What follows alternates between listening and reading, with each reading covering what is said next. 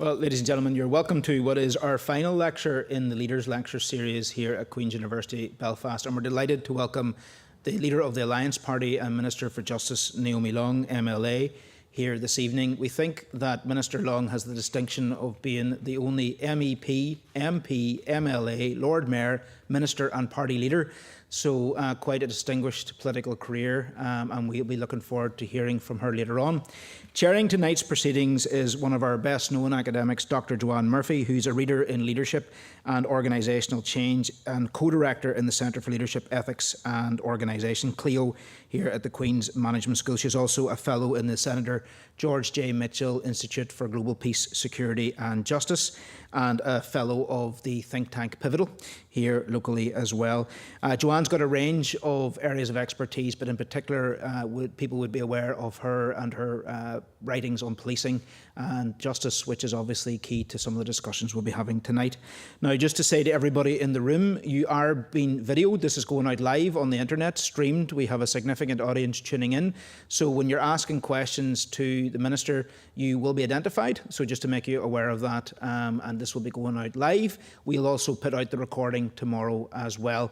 For those people online, we welcome the opportunity for you to ask questions as well, and you can do that through either social media, through Twitter, or you can also do it through the system that's been set up online through qub.ac.uk/public engagement. But enough of the housekeeping. I am delighted to ask Dr. Joanne Murphy to introduce tonight's guest. Joanne. Thanks, everybody in the room, and also all of our audience online as well. It's a real pleasure to be here this evening and to welcome you to Queen's for this event in our Assembly Election 22 Leaders Lecture Series. We organised this series to give local party leaders the opportunity to set out their vision for Northern Ireland in the run-up to the Assembly elections in May, and to provide a platform for students, staff and members of the public to put questions to them. And that's really the central objective of this evening. Like this evening's event, all of the talks in this series were held on campus, but also streamed and recorded. So please check the Queen's University Belfast Public Engagement Events page for links to the recordings, and follow the team on social media at QUB Engagement. And again, you know, a Google search or a Twitter search will get you there if you're not too sure. We'll be hearing this evening from Naomi Long, MLA, and those of you in the room will be given a chance to quiz her. There will be a roving mic for that purpose. Those of you watching online can also put questions using the Slido link on our live streaming page. Visit the Public Engagement Events page and follow the link to the live stream. To introduce our speaker this evening, Naomi Long, MLA. Naomi is from East Belfast, as I'm sure many of you know. After graduating from Queen's, top of her year with a Master's distinction in Civil Engineering, she worked as a civil engineer for 10 years across structural, environmental and water sectors before making the move into politics. Initially as a Belfast City Councillor and then as a member of the Assembly, during which time she became Alliance Deputy Leader. She served as Lord Mayor of Belfast in 2009-10, and at the end of her term was elected as MP for East Belfast, the first Alliance MP ever elected. After losing the 2015 Westminster election, she was elected to the Assembly in 2016 and became Alliance Leader. In 2019, she was elected. You'll know that there's a lot of elected in this, you know, which speaks to some of Ryan's comments earlier. She was elected to the European Parliament and became the first Alliance representative to be elected MLA and the only Northern Ireland politician to have served at every level of government. After Brexit, she returned to the Northern Ireland Assembly and took up her current role as Justice Minister in January 2020. Naomi is passionate about issues that impact on women and girls, both at home and abroad. From the number of girls studying STEM subjects to the impact of clean water and sanitation on women and girls in the developing world, which obviously also speaks to her professional practice as well. Indeed, just before the end of this recent mandate, she saw her protection from stalking bill successfully pass through the Assembly, something very much welcomed by women's aid groups across Northern Ireland. So hopefully we'll be able to find out more about this evening and a range of other subjects as well. So without further ado, it is my great pleasure to welcome our guest speaker, Naomi Long.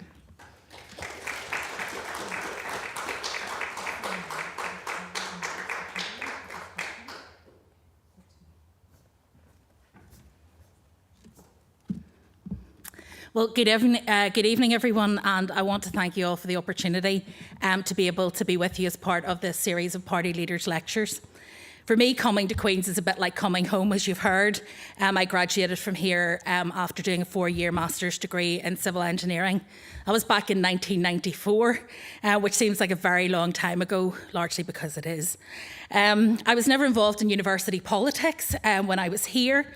At times it felt a bit like junior MasterChef versus real MasterChef, and it was pretty much the same politics that we saw played out in Northern Ireland at that time. My experience as somebody who grew up during the Troubles was of the failure of politics rather than its delivery, and it didn't really hold much appeal for me. I suppose, though, I did win my first election. Oddly, while I was a student at Queen's, I was elected to represent my class on the Joint Student Staff Consultative Committee in the Faculty of Engineering. My regular trips to the faculty office with various serious complaints from students, from the scheduling and quality of lectures and tutorials right through to the important issue about hot food options in the Keir building, earned me the nickname of the shop steward from the faculty office staff. So perhaps even then there was a slight glimmer that I might end up in politics. Had I realised, I would have run a mile at that time. Importantly, however, Queen's for me was my first experience of integrated education. And that experience is one that shaped my views, my politics, my career, and ultimately, I guess, most of my life in a much more profound way, in fact, than my engineering degree that I set out on. As I studied with other people from all parts of the city, from all parts of this island and beyond, from a whole range of political and religious backgrounds, I saw just how much we had in common. And I also realised how much stronger those bonds were than the differences that had conspired to keep us separated until we turned 18. The first ceasefires, which happened in the year I graduated, offered for me the first glimmer of hope in my lifetime that things here could change for the better. That hope and my desire to be part of driving that change is what convinced me to stay in Northern Ireland when I graduated and also to become involved with Alliance. The Good Friday Agreement, only 4 years later, seemed to encapsulate that optimism that there was at the time, that hope for better. My frustration that the potential that it unlocked has never yet been fully realised, and my belief that it still can be, is what drives my passion for politics today. This evening, out of deference for my 10 years in civil engineering and my time here at Queen's, I'm going to draw on my engineering background when I try to set out what I believe is my vision for Northern Ireland, not just in the next mandate, but beyond. There is a very old joke that says if you're looking for a civil engineer, go to the yellow pages and look up well boring. I'll leave it for you to judge whether I fill that gap tonight. I'll maybe leave that for you to judge.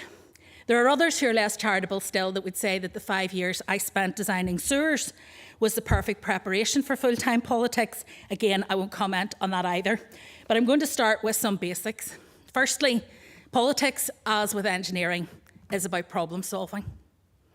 It sounds simple, but it hasn't been what has traditionally characterised politics in Northern Ireland.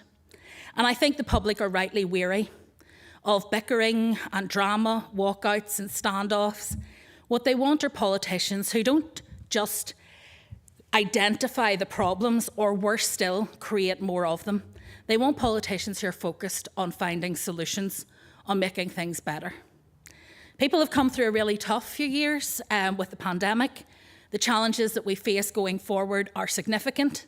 Historic underfunding of public services, the very tight budget constraints that we face in the next 3 years, the need to rebalance our economy and drive sustainable economic growth, recovery from the pandemic, both societal and economic, tackling the climate crisis, supporting biodiversity, adjusting to the new post-Brexit reality, and by far the two biggest issues that the public are raising with us right now, the spiralling cost of living and the state of our health service. I'm not suggesting that addressing any of those will be easy or fully resolving all of them will be possible, certainly not within one mandate. We are politicians, not magicians. But I do believe that together we can start to address those issues which are impacting on people's lives and deliver tangible improvements. That's why earlier this spring we launched our latest health paper, Fighting Fit, setting out how together we can start to implement the kind of structural reform that's needed to rebuild our broken health service, addressing the immediate pressures of waiting lists, investing more in mental health and refocusing on preventative medicine. And whilst the health service has been consistently the main concern for the public, even prior to COVID, the mounting cost of living crisis is almost at the point of overtaking it now. Rapidly rising gas and fuel costs, high levels of inflation are making it genuinely difficult for families to make ends meet. That's why last month we launched our plan to tackle the cost of living crisis, setting out some clear actions which could be taken both in Westminster and at Stormont, which would help families currently struggling to choose between heating and eating. It's why last year we launched our Green New Deal, recognising, as all good engineers should, that sustainability has to be designed in at the start. It's not merely an add-on. And for us, the high-value jobs of the futures lie in green industries. We launched our Green New Deal to recognise that throughout history, in periods of great upheaval, it has sparked incredible change, whether that was the New Deal in response to the Great Depression, the birth of the welfare state and the NHS in response to World War II. Throughout those periods, there have always been two choices: dig in your heels, refuse to change, and be swept away in the tides of history, or grasp opportunities to make a better world. And I think our Green New Deal is focused on how we can reform and change our society, invest in thousands of secure green jobs and transform our economy, tackling climate change head on, but also tackling just transition. Only 20 years ago, many of the jobs that we do today didn't exist. Many of us changed jobs and careers several times throughout our lives, and that trend is likely to accelerate. We need to invest in and develop environmental skills and energy. Northern Ireland has world-leading existing research and development capacity, involving our universities, our further education colleges, science parks, alongside private companies.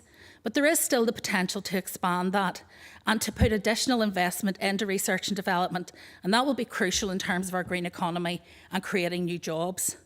We see huge opportunities lying in this area, whether it's hydrogen development and deployment, green aerospace or smart materials. To ensure we can access those jobs of tomorrow, we want to develop employer-led green apprenticeship trainee opportunities for everybody. We want to look at educational employment backgrounds, creating a dedicated green economy and a retraining allowance, open to every adult wishing to access new green employment opportunities, provide a green skills challenge fund into which employers can make bids for financial support, exploring wage subsidies for green apprenticeships in certified areas, and embedding green economy opportunities within careers advice. I believe that we have the opportunity and resources to build that secure green economy. We have a resourceful business base, a skilled and adaptable workforce, a driven and youthful population, a powerful manufacturing base, excellent research and innovation attributes, robust telecommunications network and unmatched international links, and a unique natural and cultural resource. Our proposals could create over 50,000 new jobs throughout this decade. That figure is based on a projection from work that the IPPR has done UK-wide on the potential of the green economy. And we believe that in Northern Ireland, we have to be ambitious in pursuing those opportunities locally. And next week, we will be launching our Assembly Manifesto, and the focus again will be on positive, practical, pragmatic solutions to the pressing issues that face us. because I believe that together we can deliver solutions. It isn't simply that I am an optimist. I am. But my belief that we can make a positive impact on people's lives is based on our record of delivery, even in this short 2-year mandate. In legislative terms, as a minister, I have delivered a record 5 substantive bills through the Assembly. The legislation I prioritised will deliver wide-ranging positive changes and new protections for victims. For example, the new domestic abuse offence for Northern Ireland, which came into full operation in February, captures not only physical abuse against a partner, former partner or family member, but also patterns of non-physical controlling and coercive behaviour. The new Protection from Stalking Bill will not only make stalking a criminal offence by the end of the summer, but will introduce stalking protection orders by the end of the year to allow early intervention by police and the courts to protect victims at risk of serious harm ahead of conviction. The Sexual Offences and Trafficking Victims Bill will bring in a raft of measures to offer better protections for witnesses who are often also victims in serious sexual assault cases. And it will create new criminal offences of upskirting, downblousing, cyberflashing, as well as strengthening the laws around revenge pornography and creating a specific offence of non-fatal strangulation, which we know is often a precursor to domestic homicide. Victims and witnesses will no longer have to provide oral evidence more than once in trial, just one of the measures in our committal reform bill. I also made the compensation and personal injury arrangements for victims scrapping the same household rule, which prevented those who were victims of someone they lived with from being compensated, and ensuring that those who have suffered personal injury through no fault of their own are properly compensated for the impact of that injury. These are hugely important and significant measures which will help people when they're at their most vulnerable. And I have met with and listened to the experience of many victims and their loved ones.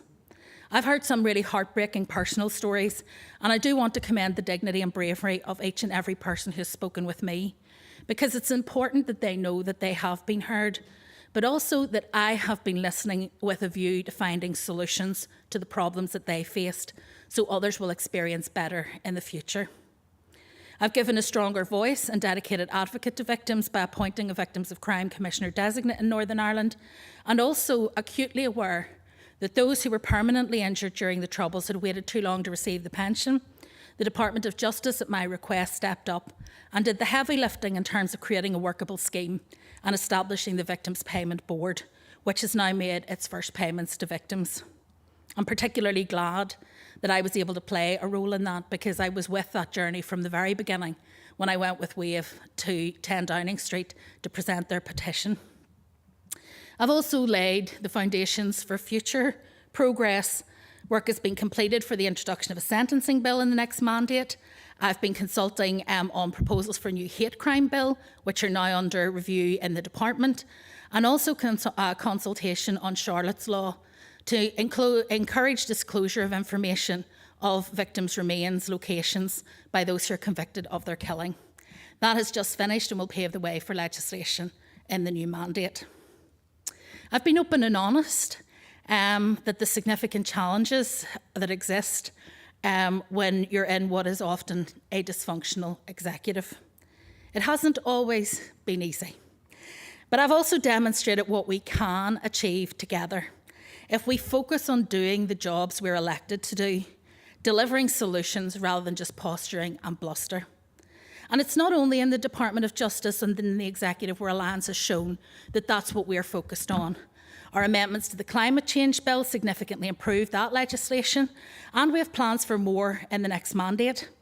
We delivered the Integrated Education Bill as a private member's bill, a piece of legislation which recognises, for the first time in law, the importance of integrated education as set out in the Good Friday Agreement, to level the playing field and support the choice of parents who want their children to be educated together in a fully integrated setting. We also legislated to end the exemption of teachers from fair employment protections, finally outlawing religious discrimination in employment for teachers.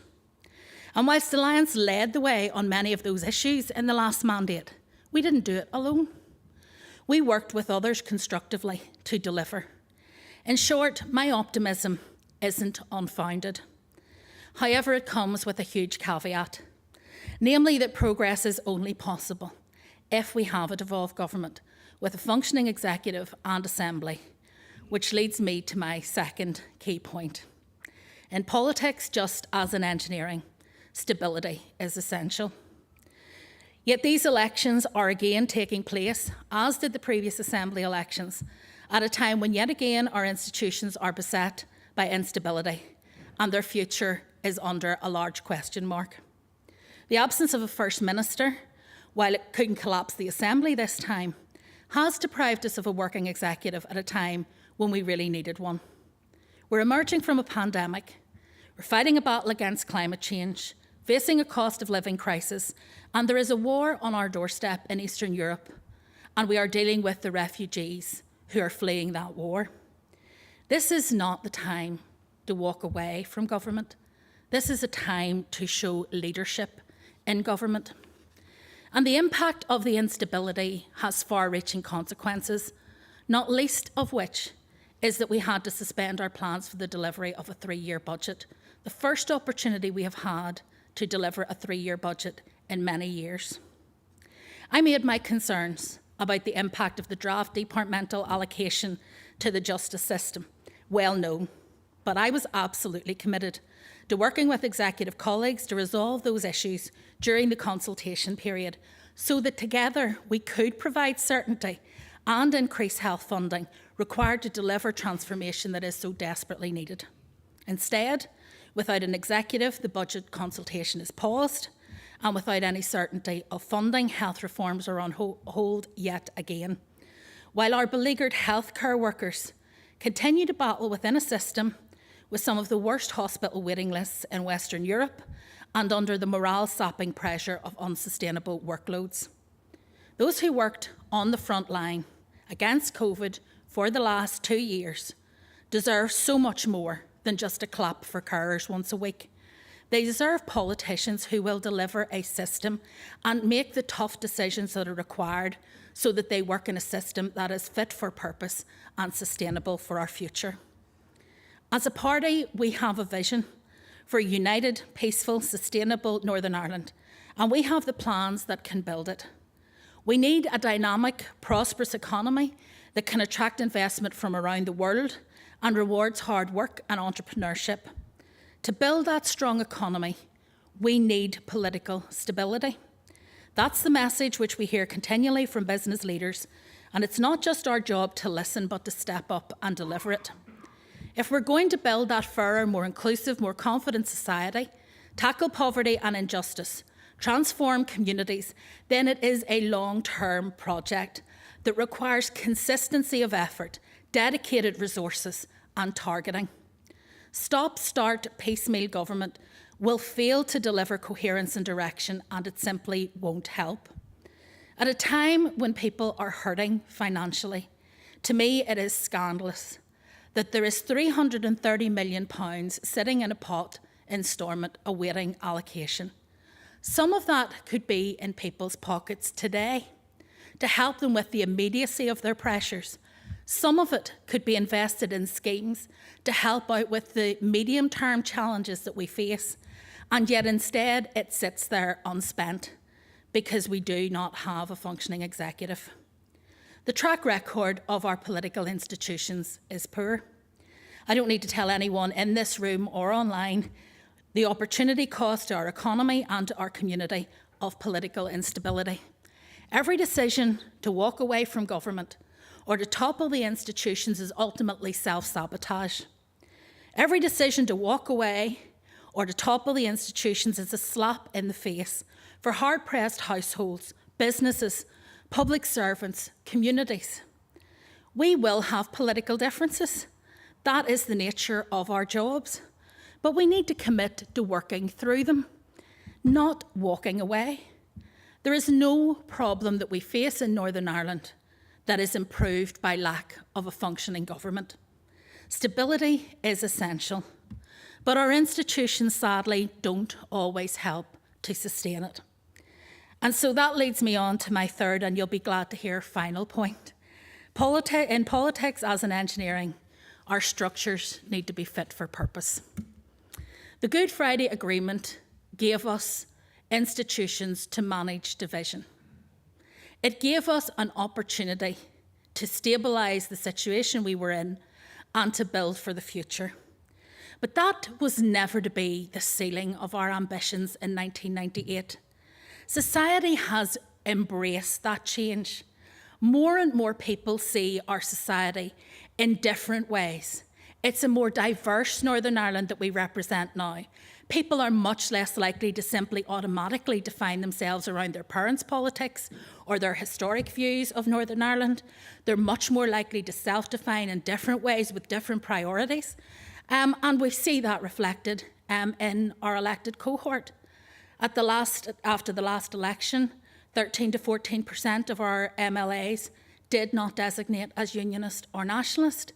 I would expect that to rise. I hope it will after the next election. And it won't just be because of Alliance success, because people like People Before Profit and the Greens also don't designate as unionist or nationalist. But if we're going to be able to capture the potential of that change, we need structures that can embrace that diversity and actually enhance it.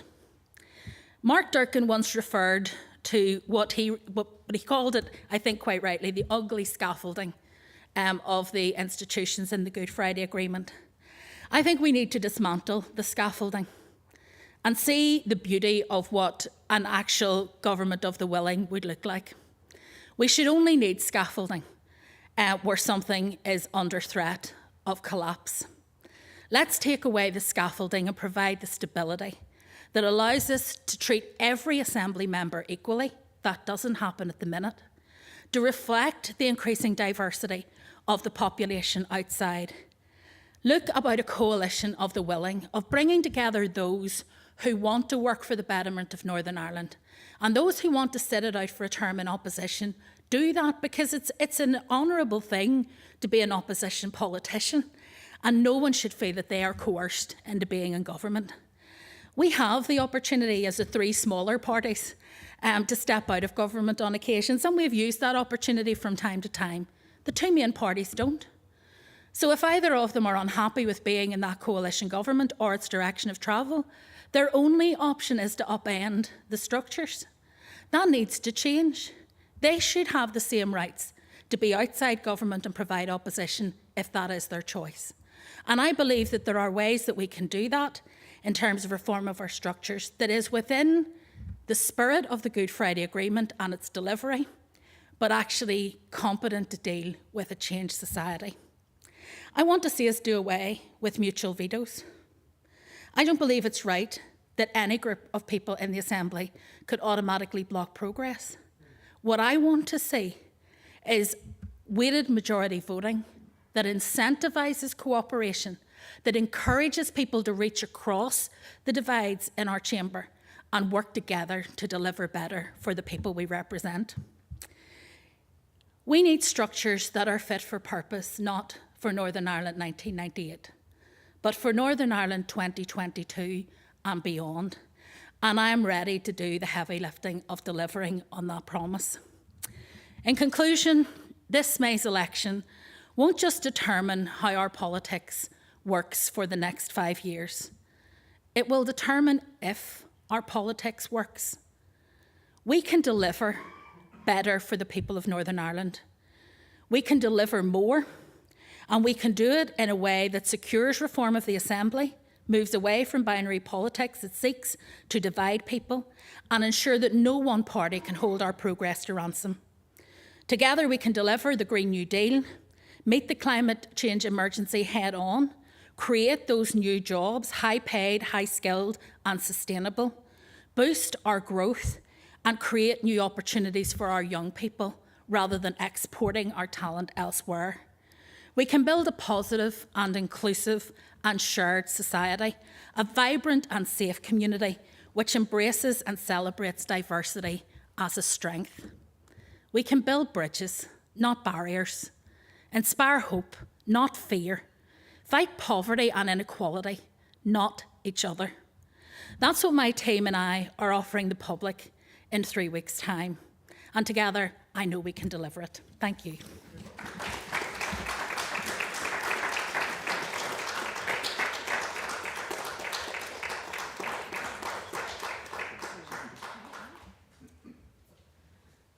Just to continue with the engineering metaphor, we're just going to swap the chairs around. Just give us 1 second. One of them appears to just have been damaged, I think, whenever it was moved. And that was the one that I was going to sit in, so that would be really bad. I'm so glad you saw it too. So just give us a second, guys. But in the meantime, thank you so much, Naomi, for that address. It was incredibly interesting, and I think you were able to identify, the really significant challenges that face us at the minute. And, I spend a lot of my time talking to students and I suppose also to colleagues about leadership and some of the incredibly interesting challenges that we have around leadership at the minute. I'm just going to move to the mic.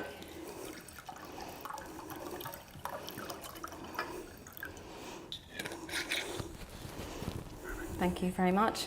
And we often refer to these leadership challenges as wicked problems, and we're certainly going through a period of system-wide change. So I suppose as chair, I just wanted to take the opportunity maybe to ask the first question, and just to maybe, you alluded to the conflict in Ukraine at the minute, and you obviously alluded to the challenges that we have had with our own conflict in Northern Ireland. Do you think there are particular practices in leadership in particular that are required in contested environments, particularly, given the difficulties we've had here and further afield? Well, it's interesting. I was watching a documentary actually on Ukraine and it kind of resonated with me because it was called The Unquiet Graves, and it referred back to that period during the Second World War when they were invaded first by Russia, then by the Germans, and at each stage people were brutalised, disappeared, buried in mass graves, and there was no point after that when they ended up as kind of part of the Soviet Union for them ever to reflect on legacy, on the damage that had been done, on those kind of age-old conflicts. And in many ways there are echoes, I suppose, on a smaller scale here of the same kinds of issues, where the inability to address those most dark days of our past often become a major impediment to us being able to look and see a brighter future. And there's no two conflicts that are alike, and there are no universal lessons that apply everywhere. But I think that dealing with the past has very often been treated here as though it is some kind of a luxury that we need to draw a line and move on. And I keep asking those who articulate that as a solution to show me somewhere where it worked. Because I don't know anywhere we're simply drawing a line and moving on, however attractive a prospect that might seem, have proven that it works. These things re-emerge many years later and are the cause of further conflict. So I suppose it's partly ties into the point I make about the structures. We can manage our differences and our conflict, and we can create increasingly elaborate ways of trying to manage the fact that we have these historic conflicts and we have these historic challenges. But if we're going to be a successful society in whatever shape or form that takes, we have to find ways of overcoming those differences and those challenges. We have to find those points where we have common purpose, where we have common vision, where we have shared values, where we have shared aspirations. And it's going to be difficult always, because when we talk about aspirations, people immediately think of the constitutional aspirations that people hold. But when we're on the doorsteps with people, their aspirations are actually fairly basic. And they don't deviate whether I'm on the Newton Arch Road or in Short Strand. They want to know that they can pay their bills at the end of the month. They want to know that they can keep their job and earn enough to pay to keep their family. They want to know that their children are safe and will be able to get good jobs. They want to know that when they're sick and they go to the health service, it isn't just a notional health service, but a national health service. That it isn't just providing red light, red flag and blue light treatment, but it's actually there for people when they're ill and need support. They want to know that their communities are safer and are flourishing. Those are basics that people need. And so those are the aspirations that I think as an assembly we have an opportunity to focus on. The power of the Good Friday Agreement in some ways was that it settled the constitutional question in terms of how it would be resolved. And it should mean that we get on with the real business of making society here better. The problem has been that politics hasn't adjusted. And so instead we fight these kind of faux wars over the constitutional question at every election. And interestingly, I suppose, what is it they say that in Chinese script, crisis and opportunity are the same symbol? In the crisis we're in at the minute, it is an opportunity because for the first time, the public actually are where we are in terms of our focus. It's the public who are driving people to talk more about the real issues, about the struggles that they have and that they face, because there isn't the luxury of dwelling on long-term aspirations and bigger issues when you're struggling to feed your family. And I think that in many ways has brought this election to a place where people never expected it to be. I think some people wanted this to be an election either about the constitutional issue or about the protocol, which is kind of a proxy for the constitutional issue in some communities. And that's what they wanted it to be about, because that's easy politics. You just scare people enough and they'll vote for you, and you don't need to offer them any solutions at all. But actually this election is about people's priorities, and their priorities are completely different, and they require solutions. They require people who are willing to talk about how we fix the health service. They require people who are willing to talk about the struggles the families are facing and how we do something practical to make things better, about how we don't just help out in the immediacy, but reform our society so that we are lifting people permanently out of poverty rather than giving them handouts on a routine basis. All of those things are now on the table, and it's not politicians that are driving that change, it's the public.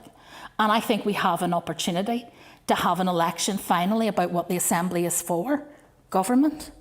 And I think that's a welcome change, albeit I wish it had happened for different reasons. So on that note, we've got an opportunity just to discuss some of those real issues a bit more.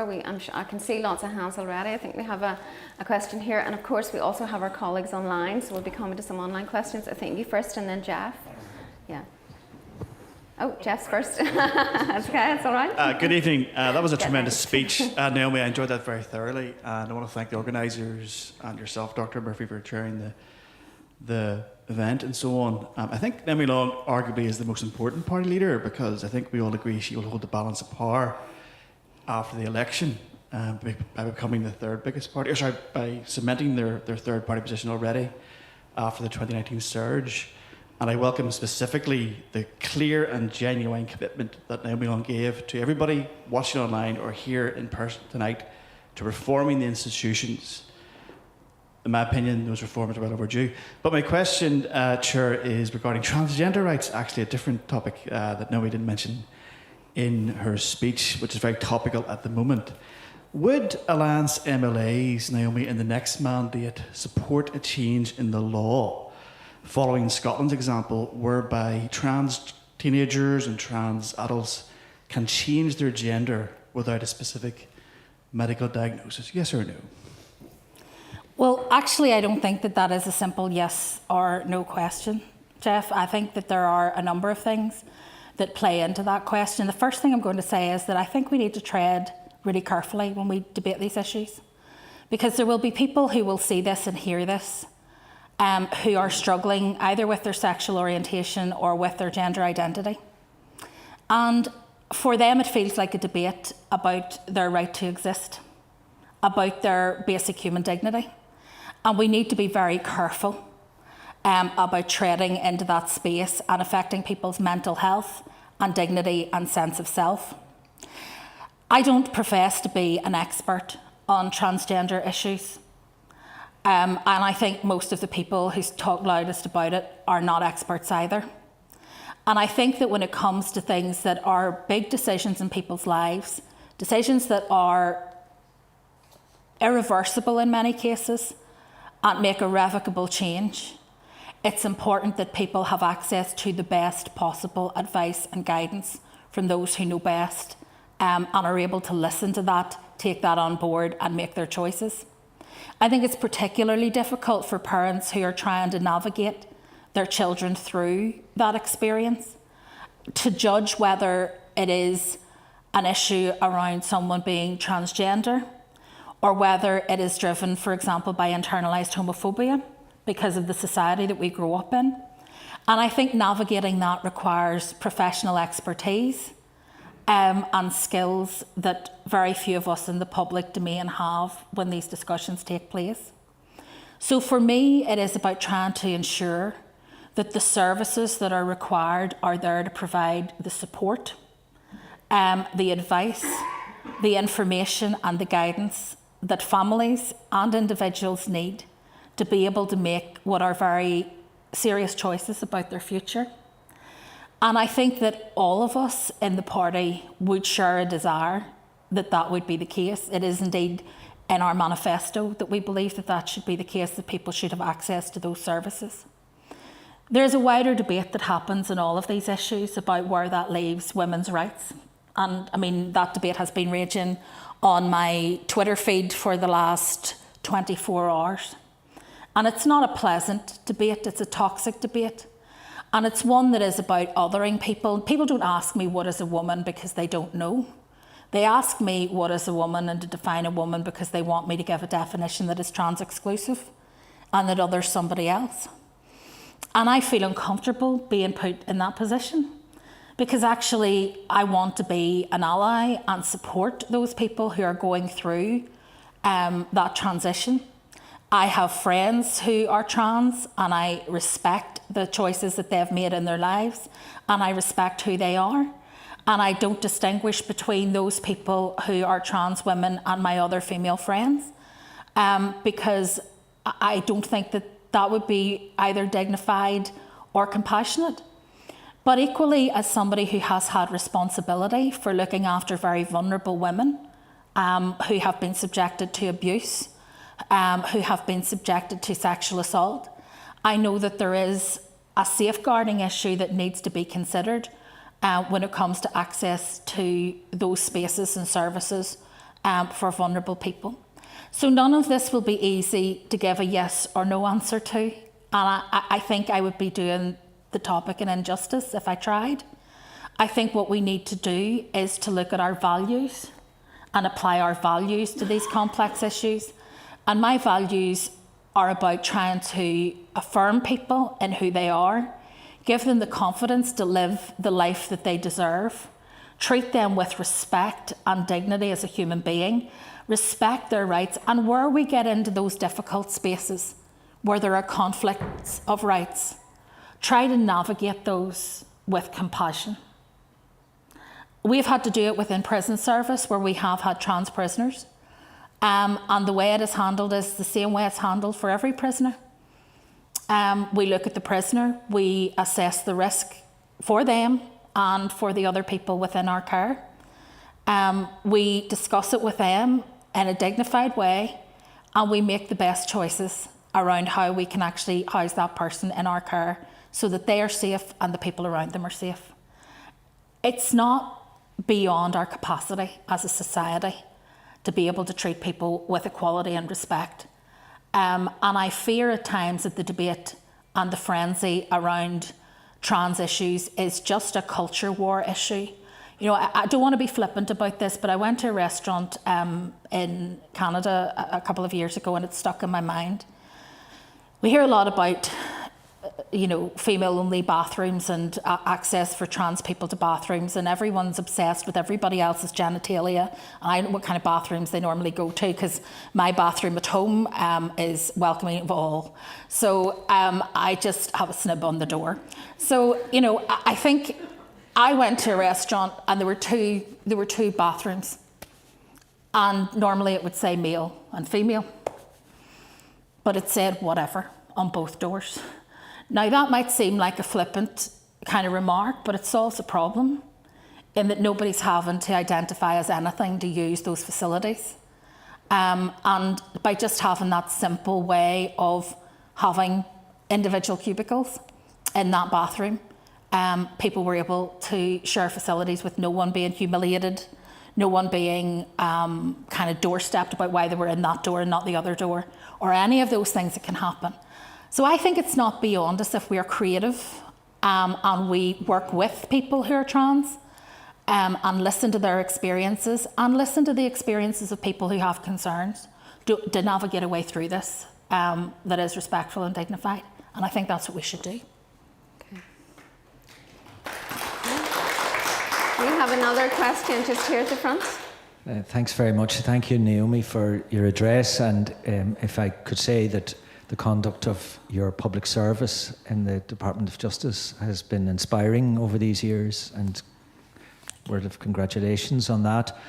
I wanted to ask about the changes in structures that you're referring to, and my friend here already mentioned to some extent. And I presume I can take it, or we can take it, that in an election result, probably a future election, that if you are the largest party, that you will accept support from any quarter, including Sinn Féin. And then I wanted to ask Allied if you're in the position of being the second largest party, have you any restrictions in who you would support or not support? And then finally, because you did mention reforming the structures, and I hope you might elaborate a little bit on that. But do you think it's time now just to turn our great assembly into an ordinary legislative body without these compulsory coalition rules and designations? And in a practical way, would you consider, or have you looked at temporary designation or non-designation to create the right result in a vote, and then you can be back to whoever you want to be other? Or can we do away with all of that and just get on with it as ordinary people, is what I'm asking, in the way of legislative bodies throughout the world? There's a lot to unpack, so where will I start? Well, I mean, the first question is if we were the largest party, and people kind of still snort when I talk in those terms about when we're the largest party, but I think you've got to be ambitious if you're going in to fight elections, and it might not happen this election or the next one, but that's our ambition. And, you know, if we were the largest party, we would not be setting rules about who would deputise or who else would be in the coalition. It's about finding ways that we can work together. So we have to negotiate a programme for government that we can sign up to. And regardless of whether you're the largest or the smallest party in that coalition, you have to have some purchase in what's actually happening. You have to feel ownership of it. And it's important that we don't end up in situations like we had before, where one or two parties drive the programme for government and other parties are merely expected to step in. And that's what happened when we ended up with no alliance, no SDLP, no Ulster Unionist in 2017. Because they'd seen in the previous mandate, in the 9 months that we'd had, that, you know, before, or the previous mandate to that 9 months, that they were dismissed and they weren't included in the conversation. Sinn Féin and the DUP made their decisions and everybody else just had to abide by them. And that's not a sustainable way to do government. And I think everybody recognises that, in fairness, not just those parties that were outside the room, but actually those who were inside the room when they were left on their own weren't that comfortable either. So I think there's a recognition that we need more than just two parties in government here, given our circumstances. I don't believe anybody should be excluded. So what I'm proposing isn't that the largest party or the second largest party aren't offered the opportunity to take the post that they're entitled to. But if they reject it, I think we need to move on. If they're not willing to step up to that space, then somebody else who's willing to should be allowed to. I just don't think that it's sustainable to say that one party can just hold the institutions to ransom and we all have to give in to their demands in order to be able to do government. So that has to change. If we were the second largest party, and this is an interesting question, what would happen? If we were the largest party, we would be able to be First Minister. There would be no issue. If we were the second largest party, that's a point of legal debate as to what would happen. First of all, it would depend on, is other actually a designation or is other a non-designation? Does it count or does it not? If other counts, would it be the second biggest designation? Because of course it's the largest party and the second largest designation, not the second largest party who gets to be Deputy First Minister. So there's a lot of hurdles to cross before we get to that conversation. I personally believe that we need reform, because I think if the second largest party is Alliance, there's no reason why we shouldn't be able to be Deputy First Minister. That needs to change. But also, ironically, we're the only party currently that people would expect to come second or have the potential to come second, that has been clear in saying that we would serve as Deputy First Minister in that government if Sinn Féin were the First Minister. The other parties who might be in that position, the Ulster Unionists and DUP, won't commit to that. And we can't do it, and they can't. So I mean, that shows where the structures actually don't work. They prevent the willing from doing the job, but allow the unwilling to hold everything back. In terms of the changes I would like to see made, the first thing you do as an assembly member is you sign the designation register. The first thing you do is a divisive act. You go in, and you don't just sign in as a member of your party. You go in and you have to say you're a unionist or you're a nationalist, or in our case, you're United Community. Or if you're green, environmental, socialist, feminist, there are lots of different things that people have written in the book over the years, and we've stretched the boundaries on that. That's not the way to start a term in an institution where we need to work together, by dividing us up into camps. So that doesn't help, and I think that needs to go. I think it's fundamentally sectarian. But also, I think we need to think about how do we manage the reality, which is that we do have a conflicted space politically, and we do need people to have confidence that there will be inclusion and that no one party will be permanently excluded from government. And I think Sinn Féin did feel for a long time that would be the case, that they would just never be able to be in government if it was a voluntary choice. And I think we need to overcome that, which is why I think it's important that people are offered based on their mandate participation, and it's up to them whether they take it or reject it. And I suppose the last thing I would say is this: how we vote is almost as important as how the government is formed. Petitions of concern, votes in the executive, so-called cross-community votes. My vote counts for less than everyone else's. It's ironic that we had cross-community votes in the executive and my vote didn't count. And yet I represented a cross-community party. So we need to do away with those vetoes and actually say a majority is a majority on ordinary issues, everyday issues. But when it comes to issues that go to the core of the conflict here, I think that there would be grounds for saying weighted majority voting should be in place, because that offers protection that no decision can be made to the complete exclusion of unionism or nationalism. That gives people their rights of protection that the Good Friday Agreement envisaged. But it also encourages those of us bringing proposals, wanting to make change, to work across the chamber and across the different parties to mediate, if you like, our proposals. And I had experience of this in the European Parliament. I mean, people talk about the European Parliament being anti-democratic. It isn't, it's just differently democratic. A lot of the work is done outside the chamber, not in the votes. Huge amount of work, negotiation, debate, discussion goes on in committees and between parties, because in order to get something through, you need to create a coalition and support. And that leads to moderation in the proposals. The extreme things that people want to do get hived off very quickly because somebody on the opposing side will say, no, that's beyond what I can accept. And gradually what you come up with are fairly well moderated proposals. Now, I'm not suggesting we should take as long to make our decisions as the European Parliament, but I think there's a lesson in it for us that if you actually require coalition building to deliver results, you will get better and more moderated proposals that try to be as inclusive as possible from the outset, because you know that if you bring forward ridiculously extreme proposals or offensive proposals or things that you just know will not fly, they won't go anywhere. So the incentive is there that you can win people over on your argument. And I think that's a much better way than letting people sit back, which frustrates me greatly, knowing that at the last minute they can torpedo whatever happens because they have a petition of concern tucked in their back pocket. You can't negotiate when one person has that power. You can't get real consensus when one person knows that whatever happens, if they don't like the outcome, they can torpedo the whole thing. So I think that's a whole suite of reforms that we need.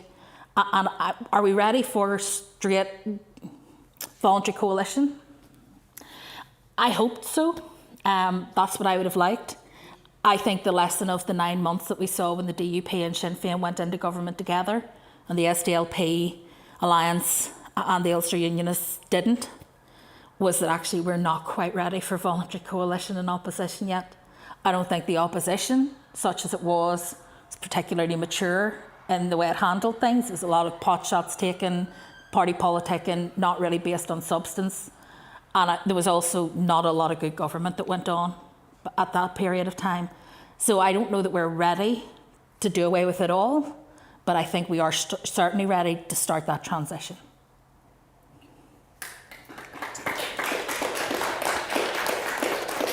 Thank you for that. And that actually also very neatly addresses John, one of our online participants' question about Alliance's future feelings about engaging in the First and Deputy First Minister role. We have time for one more quick question. Oh gosh, we've got quite a few hands there. I saw you first, so I'm gonna go to you. Thank you. Hello, Naomi. For many years, the Alliance Party has been perceived as the party of the east of the ban. You know, you have made many efforts to reach out to the west and have been successful in growing the party in places like Derry and Omagh. However, as I'm sure you're aware, there's currently a major economic imbalance within Northern Ireland between east and west. So how will Alliance tackle the east-west divide, given the strong possibility you may return without any MLAs in the west? As a young Derryman, does your plan to tackle regional inequality include 10,000 students at McGee? And if not, why not? It's key to tackling the brain drain and economic decline in the wider west. Hopefully we'll see it in the manifesto next week. Well, first of all, I don't share your your lack of confidence in our candidates west of the ban. I would hope to see some of them returned to the Assembly. I think they're very well placed to do that. I was asked today on Talkback about our candidates, and they said, well, about how people see them. Do they see them as kind of unionist or liberal unionist? I said, no, they see them as a breath of fresh air, actually, because in places where there hasn't been an Alliance voice for such a long time, having an Alliance voice has shaken things up a bit and made things a bit different. And I think people appreciate the values and the activity that they've brought to the council and the kind of dynamism that has been driving them. I think they would be fantastic in the Assembly, and it's important to me, actually. And I say this, and it's not about being patronising, but it's important to me that the West does well, because actually we don't flourish as a society when part of this island is suffering, and the West generally suffers. It's not just in Northern Ireland. The West as a whole suffers. If you look at our rail network, the map, it just runs down that one side and the rest of it is just barren space. If you look at our road network, it's largely the same. There are huge improvements that we need to make, and I was talking to businesses last week and I said, we can't take businesses and force them to go to Derry. When people want to do inward investment or set up a business, they'll make their own decisions. But we can make it an attractive place to do business.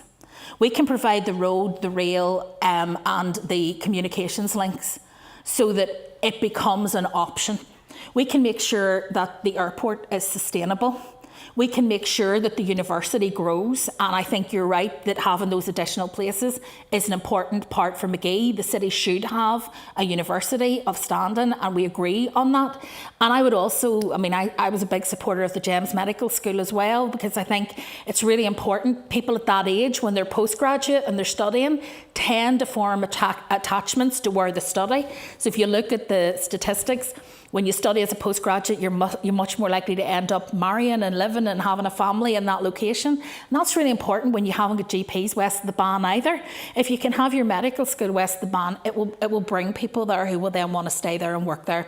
So I think that there are huge opportunities. I was in Derry last week, actually, for the launch of Derry Girls. So it was a wee bit of pleasure amongst all of the hard work.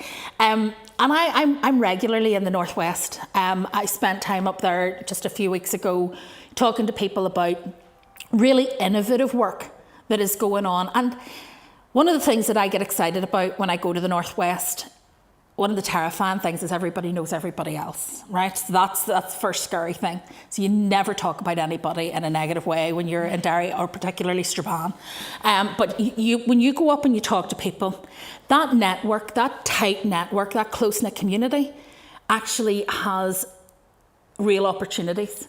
People are trying innovative things because the consultants are talking to youth service about how you deal with people who are in distress. The police are bringing them into ED. There's nobody there because the mental health services are closed down for the weekend. They're not going to be seen in ED for hours. If they're left on their own, they end up going missing and so on. And by getting together with the Connect project, they've actually brought youth workers into the ED. So that police officers can get back onto the streets doing their jobs, but there's somebody there with that young person who can provide a link back into the community when they go home and make sure that they're properly cared for. You know, there's really creative things happening in a community like that because those networks are easier to form than in a bigger city where sometimes it's harder. And I see things happening in Derry when I'm there that I would love to see happening in Belfast too. And my ambition, I suppose, as Justice Minister was to see those things that were happening there that were working well and how we could try to replicate that in other places where maybe you need to work a little harder at building the networks. I remember a lot of years ago when I was Lord Mayor, and that was 2009-10, was when Derry bid for the City of Culture. And there was a big discussion as to whether or not Belfast would bid against them. And we made a decision as a council not to, but actually to back the bid from Derry. And we launched it in Belfast City Hall. And then we went to Derry and we launched it there. Because actually our two cities need each other. We're not in competition with each other. We're different in terms of size and scale. But we need each other if we're going to make Northern Ireland a success. When I'm working with businesses in Derry, I see, for example, the clustering effect that you have with Letterkenny and right across the northwest in terms of being able to attract in really good IT businesses up there. But you've got to create that critical mass. So our focus will be on skills, investing in skills in the northwest, investing in university in the northwest, investing in infrastructure. So things like high-speed rail right through from Derry to Dublin would be, I think, a really big start. Ensuring that the roads are delivered, I mean, they're improving massively as we go, but ensuring that the road network is capable and that our telecommunications network is capable. It's a case of if you build it, they'll come. And I think that there is a confidence. I mean, it's a beautiful city. The west of this province is an incredible, you know, it's just stunning, the coastlines and everything else. We have so much to offer in terms of tourism and in terms of kind of young talent that too often ends up being displaced elsewhere. One more tiny thing, she did say this was a quick question. I'm sorry because I'm going on, but I'm passionate about it. People I know are living in Northern Ireland and working in London, okay? Why can people not live in Derry and work in Belfast? They're still spending their money in the local economy. Their job might be in Belfast, they might need to be there once or twice a week, maybe even just once a month. I know people who go to London once a month, but they work for the company and they work from home. The COVID pandemic has opened up whole new ways of working. And so it's not just about where companies are located, it's about where the employees are able to work from.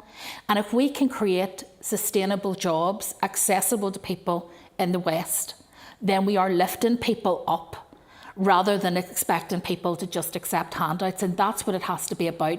People need dignity in life. They need to be able to earn a living. They want to be able to provide for themselves. Young people want to have a job, a future, a career. And they should be able to have it anywhere in Northern Ireland. And that's what my ambition would be. Not saying we can do it all overnight, but that's how I think you do it. And I think you build on the passion that people genuinely have for their towns and their cities. And you be proud of it. I mean, there are not many places that you could name anywhere in these islands more beautiful to live than some of our towns and cities. We should capitalise on that. I mean, you know, we have such a lot to offer, warm, welcoming communities and everything else, but we need to get the jobs to the people who need them, and we have talented people. It's about matching those skills with the jobs that are available and creating opportunities, and that's what we would want to do, and hopefully in the manifesto you'll see that, because we do talk about rebalancing.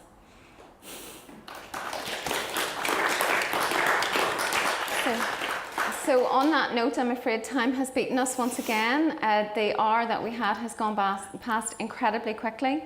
If you found tonight's event interesting and stimulating, please do keep an eye on Queen's public engagement social media feeds at QUB Engagement, and you'll find on that links to videos and some of the other events that we'll be running shortly.